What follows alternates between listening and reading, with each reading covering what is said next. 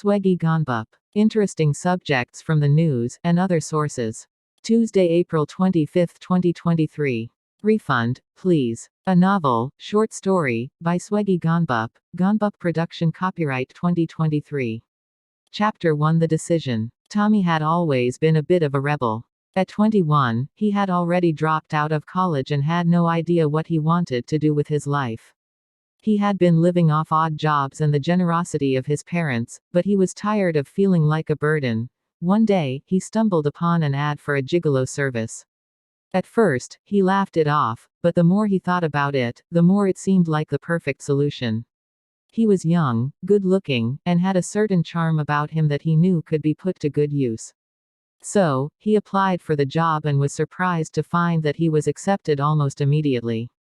He was given a rundown of how the service worked, and it all seemed pretty straightforward. He would be matched with a client, and his job was to give her the night of her life. Tommy was excited about the prospect of making good money and having some fun at the same time.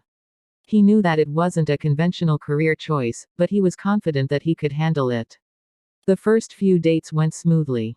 He was paired with attractive, successful women who were more than happy to pay for his services. Tommy felt like he was living the dream. He was making good money, having a great time, and feeling like he was finally in control of his life. But then, things took a turn for the worse. He was paired with a woman named Evelyn, who seemed a bit off from the start. Evelyn was forgetful and seemed confused at times, but Tommy didn't think too much of it. He figured that she was just nervous, and he tried to put her at ease. They went to a fancy restaurant and had a few drinks, and everything seemed to be going well. But when they got back to her apartment, things took a dark turn. Tommy was in the middle of undressing her when she suddenly started screaming. "Stop! Stop! You're raping me!" Tommy was taken aback. He had never experienced anything like this before. He tried to explain that he was there at her request, but she wouldn't listen. She was convinced that he was attacking her. Eventually, the police were called, and Tommy found himself in a world of trouble. He was arrested and charged with aggravated rape. He couldn't believe it. He had always been careful to make sure that his clients were consenting adults, but he had never thought to check if they were mentally sound. As he sat in his cell, he couldn't help but regret not taking the time to get to know Evelyn better. He realized that he had been so focused on making money and having fun that he had forgotten that his actions had consequences. He knew that he had to take responsibility for what had happened and do whatever it took to make things right. Tommy had always been a bit of a rebel, but now he was facing the consequences of his actions. He had a long road ahead of him, but he was determined to move on. Chapter 2. Wait up. As he sat in his cell, Tommy's mind raced with thoughts of what his future would hold. He knew that he had made a mistake, but he wasn't ready to give up on the gigolo business just yet. In fact, he realized that he had a new goal in mind: to become the boss of the business. He had always been a natural leader and had a keen eye for spotting opportunities. He knew that he could run the business better than anyone else and make it more successful than ever before. Tommy decided to use his time in jail to plan his next move. He read every business book he could get his hands on and made lists of all the things he would do differently if he were in charge.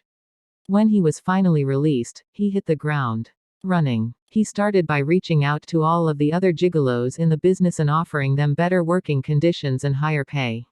He also started marketing the business more aggressively, targeting wealthy clients who were willing to pay top dollar for his services. Within months, Tommy had become the most successful gigolo in the business, and his reputation for professionalism and discretion had spread far and wide. He had achieved his goal of becoming the boss, and he was now in a position to make a real difference in the lives of the gigolos who worked for him. As he looked back on his experience with Evelyn, Tommy knew that he had made the right decision. He had learned that success wasn't just about making money, but about taking responsibility for his actions and using his talents to make a positive impact on the world. After his arrest, Tommy had a lot of time to reflect on what had happened. He realized that he had been so focused on making money and having fun that he had lost sight of the fact that his actions could have consequences. He felt guilty for not taking the time to get to know Evelyn better, and for not realizing that she may have had mental health issues. But as he read more and more about business and leadership, Tommy began to see a way out of his predicament. He realized that the gigolo business was a ripe opportunity for someone with his skills and ambition. He also saw the potential to change the industry for the better, by providing better working conditions and higher pay for the gigolos who worked for him. When Tommy was finally released from jail, he went straight to work. He used his charisma and charm to build relationships with the other gigolos in the business, convincing them to work for him instead. He also started reaching out to wealthy clients and building a new customer base. But it wasn't just about making money for Tommy. He was determined to create a business that was based on integrity, professionalism, and respect. He implemented strict rules and guidelines for his employees, ensuring that they were always respectful and considerate of their clients' needs. Tommy also started offering training programs and mentorship opportunities for the gigolos who worked for him, helping them to improve their skills and become more successful. He knew that he could make a real difference in the lives of these young men, and he was committed to doing so. As his business grew, Tommy became known as a true leader in the industry.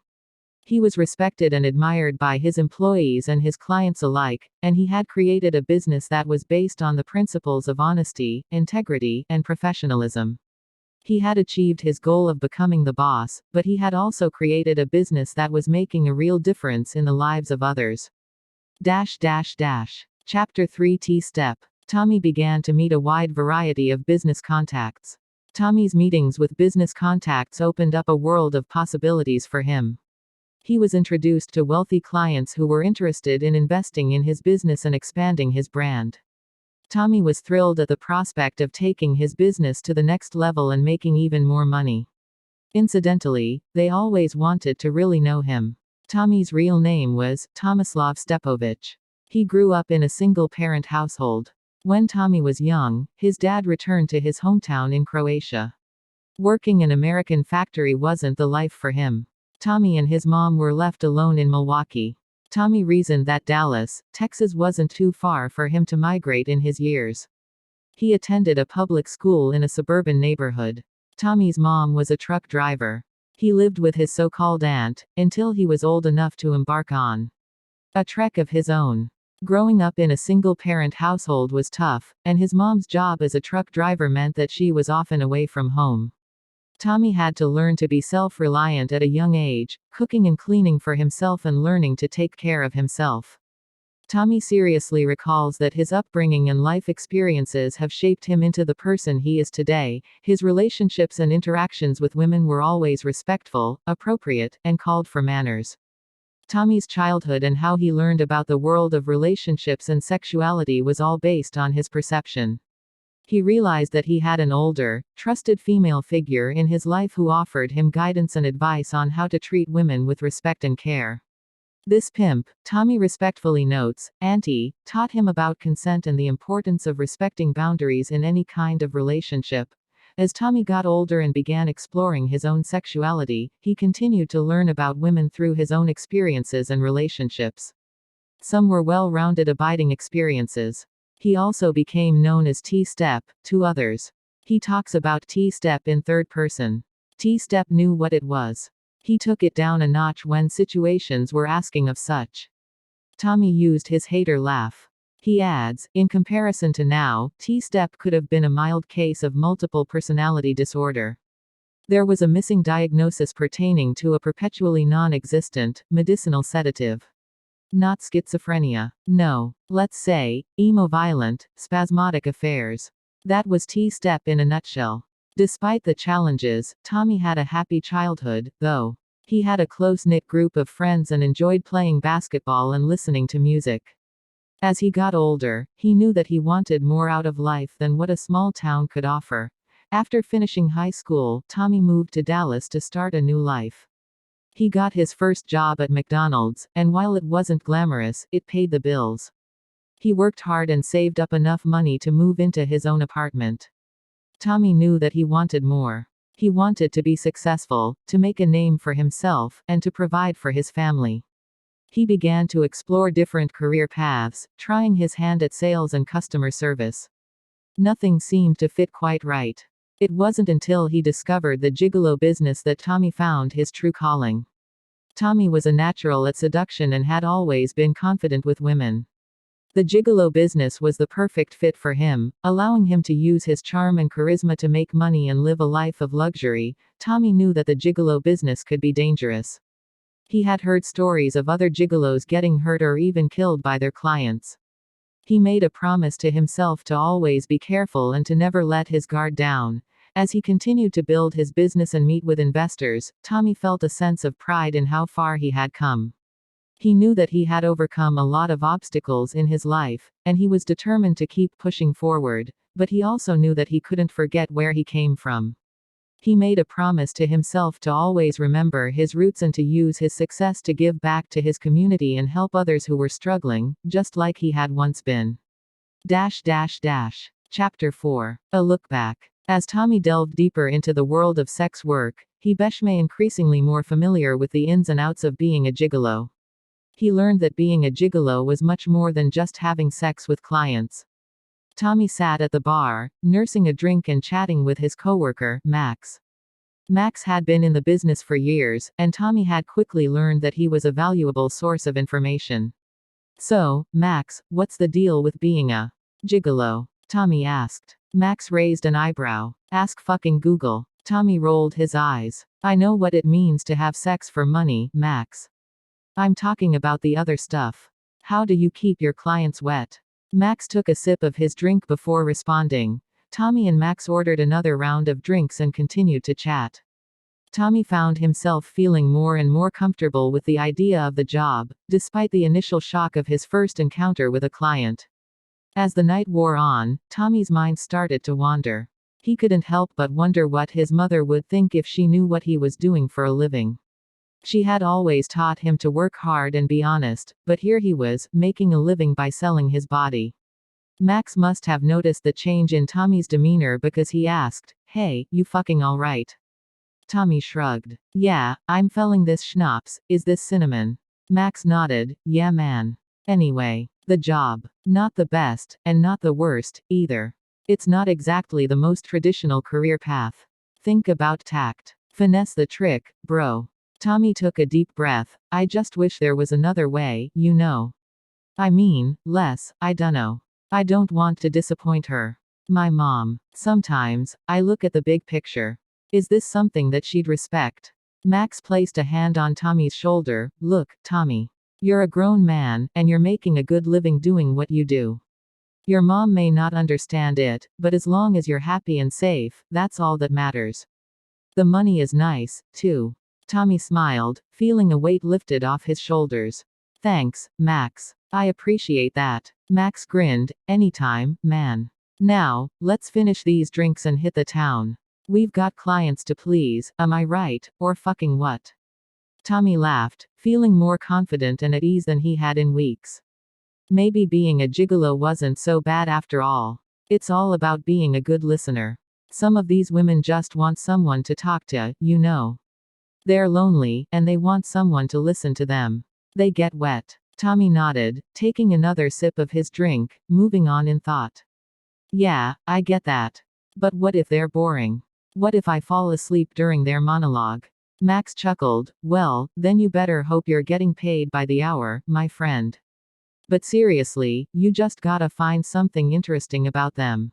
Ask them about their hobbies, their passions, their favorite movies. You might be surprised at what you have in common." Tommy raised an eyebrow. "What if they're into some weird stuff?" Max grinned. "Oh, you mean like feet?" Tommy recoiled. "No, not like that. I mean, what if they want to do some crazy role-playing or something?" Max shrugged. "Hey, as long as it's legal and consensual, it's fair game. Just remember to always establish boundaries and communicate with your clients. And if all else fails, just fake it, till you make it." Tommy laughed, feeling a little more at ease. "Thanks, Max. You always know how to put things in perspective." Max clapped him on the back. "That's what I'm here for, man. Now, let's get another round and toast to the crazy, wild world of gigolos." Tommy found his way home. He did look it up online. The term gigolo usually implies a man who adopts a lifestyle consisting of a number of such relationships, serially, rather than having other means of support. Tommy likes to remember that, bro serious bar talk, as the night when he was inspired toward the business side of the gigolo world.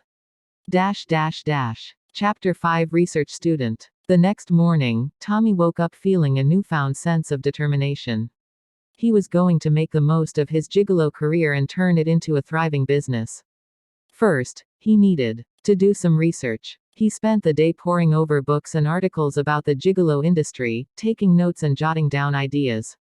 He learned about the different types of clients and what they were looking for in a gigolo. He read about the importance of discretion and confidentiality, and how to build a loyal client base. As the day turned into night, Tommy's head was swimming with information. He decided to take a break and grab some dinner at a nearby diner, Denny's. As he sat at the counter, sipping his coffee, a middle-aged woman sidled up to him. "Hello there," she said, batting her eyelashes. She was a MILF. Not at all a hooker. She had grabbed tempting tits. Her jeans didn't lessen the impression. Cute face, too. Her vibe was mature. Tommy smiled politely. "Hi." The woman leaned in closer. "You're a handsome young man. What brings you to this part of town?" Tommy raised an eyebrow. "Research," he said simply. The woman's face fell. "Oh, well, if you ever need a subject for your research, you know where to find me." Tommy chuckled. "Thanks, I think I've got all the research I need." "The research I want is going to be hard," she enjoyed herself. The waitress brought Tommy's order. Tommy played his hand. MILF Muffin laid her cards out. She agreed. "Erection material, right there." The woman shrugged, anticipating their subsequent meeting, and walked away. Tommy finished his meal in peace. He slurped the freshly poured coffee, and thought about the different types of clients he had read about. Some were lonely, looking for companionship. Others were seeking excitement and adventure. And then there were those who simply wanted someone to talk to. Tommy made a mental note to keep these different types of clients in mind as he built his gigolo business. He knew that by catering to their specific needs and desires, he could build a loyal client base and make a name for himself in the industry. As Tommy paid his bill and walked out of the diner, he felt a renewed sense of purpose. He was going to be the best gigolo he could be, and he was going to make a lot of money doing it. The next day, Tommy hit the streets to do some field research. He walked around different parts of town, observing the types of people who lived there and the businesses that were thriving. He walked in front of a fancy hotel, and decided to go in. He was curious about what kind of clientele it attracted. As he walked through the lobby, he saw a woman sitting in a plush chair, staring at her phone. Tommy approached her and introduced himself. "Hi there, I'm Tommy. Do you mind if I ask you a few questions?" He gave off a warm, friendly vibe. The woman looked up at him, intrigued. "Sure, go ahead." Tommy asked her about her job, her hobbies, and her interests.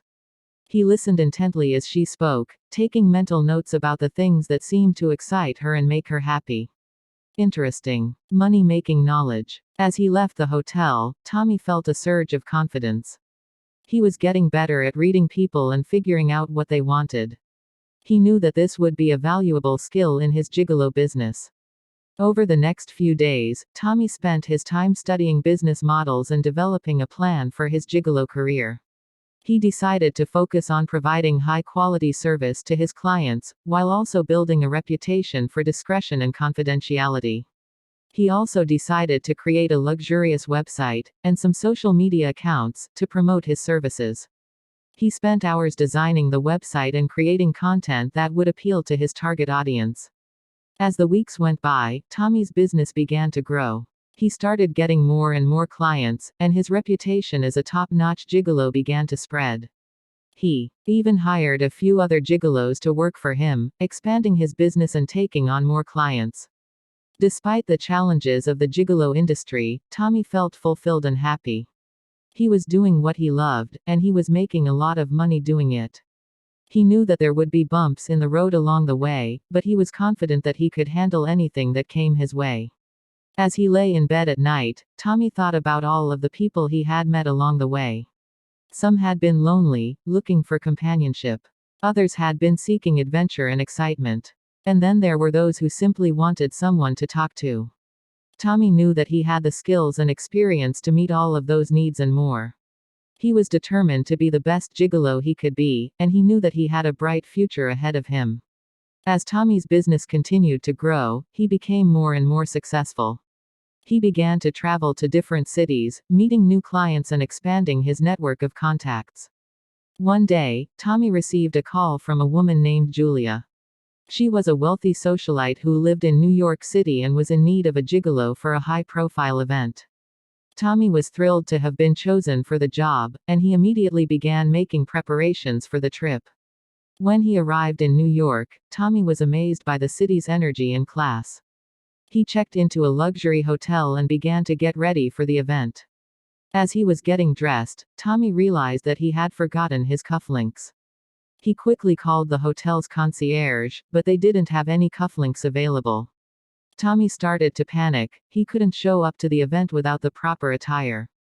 Just then, there was a knock at the door. It was Julia, holding a small box. "I heard you needed some cufflinks," she said with a smile. Tommy was grateful and amazed by her kindness. As he put on the cufflinks, he realized that this was a special kind of gigolo relationship. This is one that went beyond the physical. The event was a success, and Tommy impressed all of Julia's guests with his charm and wit. Afterward, Julia took him out for a night on the town, showing him some of her favorite spots in the city. Over the next few days, Tommy and Julia spent a lot of time together. They went to art galleries, took long walks in Central Park, and even went on a helicopter ride over the city.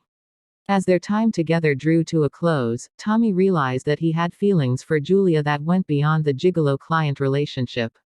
He didn't know how to tell her, though, and he didn't want to risk jeopardizing their business relationship. On the day of his departure, Julia gave Tommy a gift. It was a small, silver bracelet. "This is for you," she said. "To remember me by." Tommy was touched by the gesture, and he knew that he would never forget Julia or their time together. As he boarded the plane back to Dallas, Tommy felt a sense of satisfaction and fulfillment. He had built a successful business and had met some incredible people along the way. He knew that there would be more challenges and adventures ahead, but he was ready to face them head-on. Mr. Tomislav Stepovich, once a young man with nothing but a dream, had become a successful entrepreneur and gigolo extraordinaire. He had found his place in the world and was ready to take on whatever came his way. Then, Evelyn meandered in his direction. He couldn't see the case she carried. A psych patient that didn't remember she had ordered sex. Evelyn refused to ask, politely, for a refund. Chapter 6. Moving on up. He started by reaching out, and began acquiring a genuine staff. New hires had a marketing contract. They had calls to make and scripts to read. Tommy spoke constantly with his staff. He plotted, on the map, all of the best zones for exploitation. Success was earned. Tommy sat in his lawyer's office, going over the legalities of his gigolo service. He had come a long way since his days in jail, and he was determined to make sure everything was done legally. "You understand the potential liability issues, Mr. Stepovich?" the lawyer asked. Tommy nodded. "I do. That's why I want to make sure we have all of our bases covered." The lawyer went over the legal requirements for operating a gigolo service, including licensing and registration, as well as the importance of having contracts with both clients and employees. "Your employees need to be properly vetted and trained," the lawyer said. "And you need to have clear policies in place for dealing with any complaints or issues that may arise." Tommy took notes, making sure to ask questions whenever he didn't understand something. He wanted to make sure he was fully informed and prepared.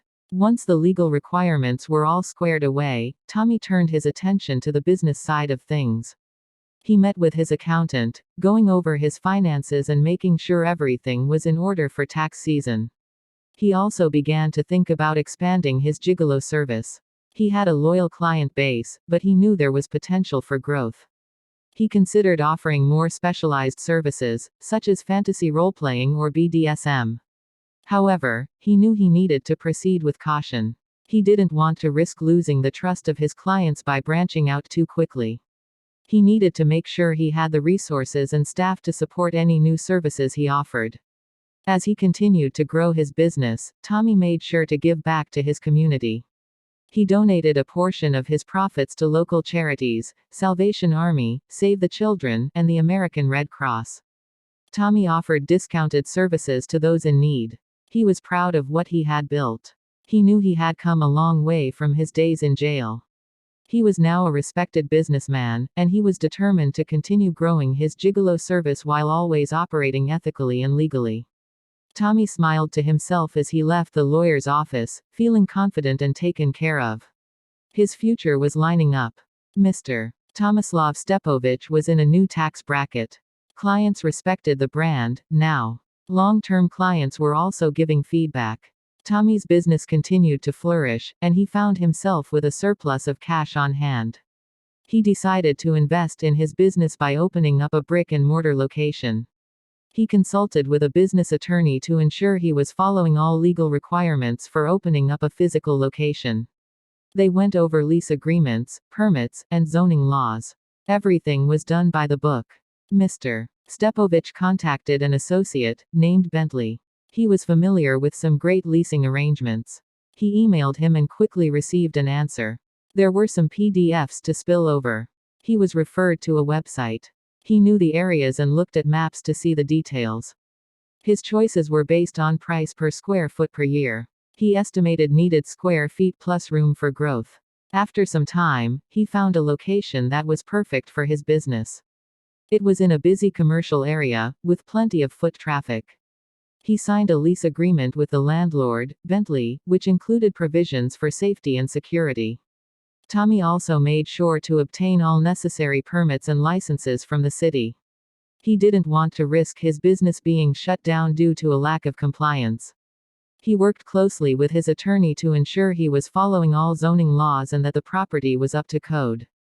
Once the location was up and running, Tommy hired a team of lawyers to draft contracts for his employees. The name of the business was simply the street address number of the building, 3884. Simple, yet tasteful. Tommy was careful. He wanted to make sure that everyone was protected and that there was no room for misinterpretation. He implemented a strict confidentiality agreement for both clients and employees to ensure privacy and discretion. He also ensured that all of his employees were properly trained on safety protocols and legal requirements.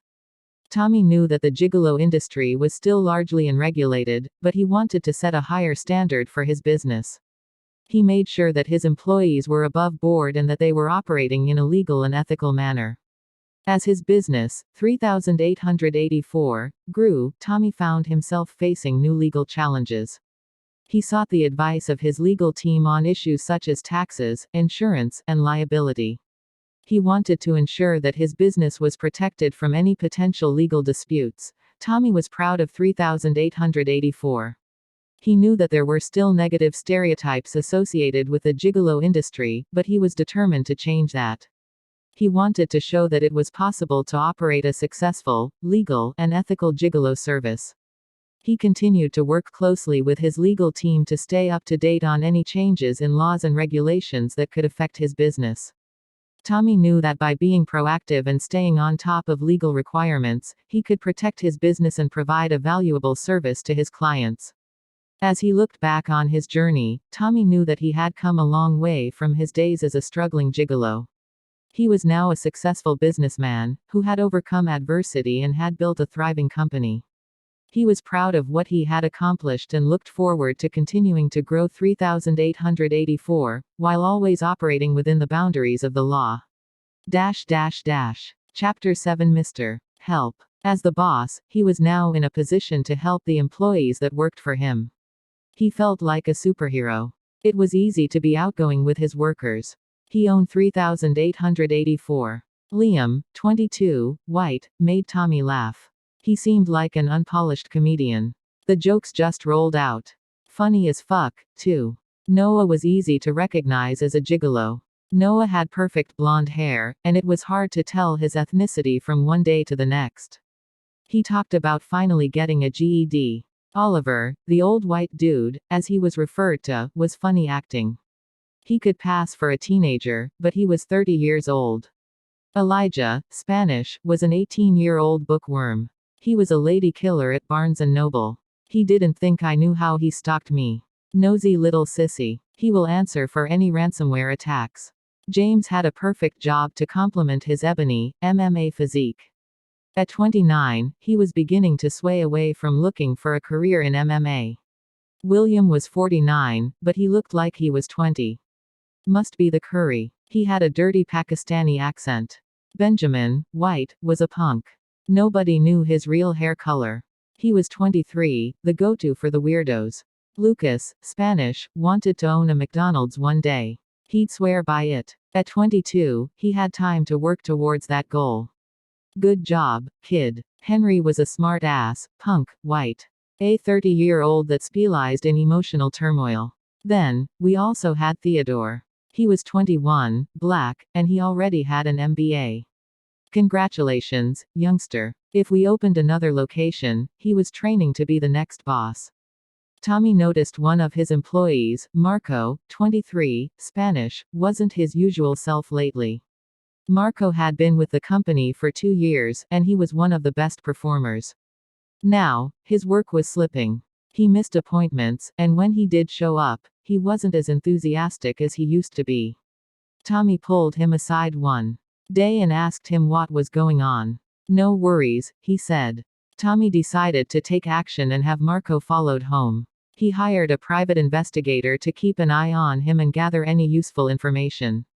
After a few days of surveillance, the PI reported back to Tommy with Marco's address, which turned out to be in a sketchy part of town in some adult-only apartments on the southwest side of town. Tommy took the reins. He used his 2017, blacked-out, Ford Mustang GT. Inconspicuous, right? He waited. Marco got on schedule. Tommy got in step. At the apartments, he had to park illegally. It was late, though, no issues. Marco sat in the car for a while, then he went home. Tommy was curious about what Marco was doing in his car for an hour before going to his apartment. He decided to send someone to keep an eye on Marco from a distance to find out what he was up to. After a few days of monitoring, the mystery was solved. Marco was on fentanyl, like 8 glasses of water a day. His money wasn't suffering, though. As a boss, Tommy knew that an influencer can lead the flock astray. This fentanyl shit needs to go away. Make this kid understand that he's great but that shit will destroy him, said Tommy. Yes sir, boss. We got this, said the company maintenance man. Tommy didn't hear any more about it. Marco began to keep up with himself. Then, Tommy received a call. Marco's dad had him placed into rehab. He had a coworker visit him to get the details. Tommy genuinely wanted to know if 3884 could help him. Chapter 8 Aged. Tommy inquired about the rehab visit to Marco. Marco had blue lips. He seemed to be on a bad hangover, the employee said. After the ordeal simmered a bit, Tommy had a face-to-face with Marco. Marco hesitated before confessing, I've been struggling with fentanyl addiction. It's been hard to shake. Tommy felt a sense of responsibility towards his employee, and he knew he had to act fast. He immediately sought legal advice and learned about the Americans with Disabilities Act (ADA). With the help of his lawyer, he was able to work out a plan to help Marco recover from his addiction without losing his job. Under the ADA, employers are required to make reasonable accommodations for employees with disabilities. Tommy made sure that Marco received the necessary medical treatment and support he needed to recover. He also ensured that Marco's job was protected during this time. It wasn't easy, but Marco successfully completed his treatment and returned to 3884 stronger and more determined than ever. Tommy was proud of him and felt a sense of fulfillment knowing that he had made a positive impact on someone's life. As the business grew, Tommy became more involved in the community, giving back through charitable contributions and volunteering. He felt a sense of responsibility to use his success to make a difference in the lives of others. He even started a program to help struggling gigolos get back on their feet. One day, as Mr. Stepovich was sitting in his office, he received a call from an old client. She had been one of his first clients and had since become a close friend. She told him that she had been diagnosed with a terminal illness and had one final request. She waited to spend one last night with him. Tommy was hesitant at first. He was a boss, but he ultimately agreed to her request. A terminal request. It was very different to perform with the Grim Reaper standing over the bed. That night, as they lay in bed together, he realized the true value of his work. He wasn't just selling sex, he was selling companionship, intimacy, and a sense of connection. He had helped so many people. Tommy knew that he was making a real difference in the world. As he lay next to his client, holding her hand, he felt a sense of peace and contentment. He had found his true calling, and he knew that he was meant to be a gigolo. Swegi Gonbup. Interesting subjects from the news and other sources. Tuesday, April 25, 2023. Refund, please. A novel, short story, by Swegi Gonbup, Gonbup Production, copyright 2023. Thank you.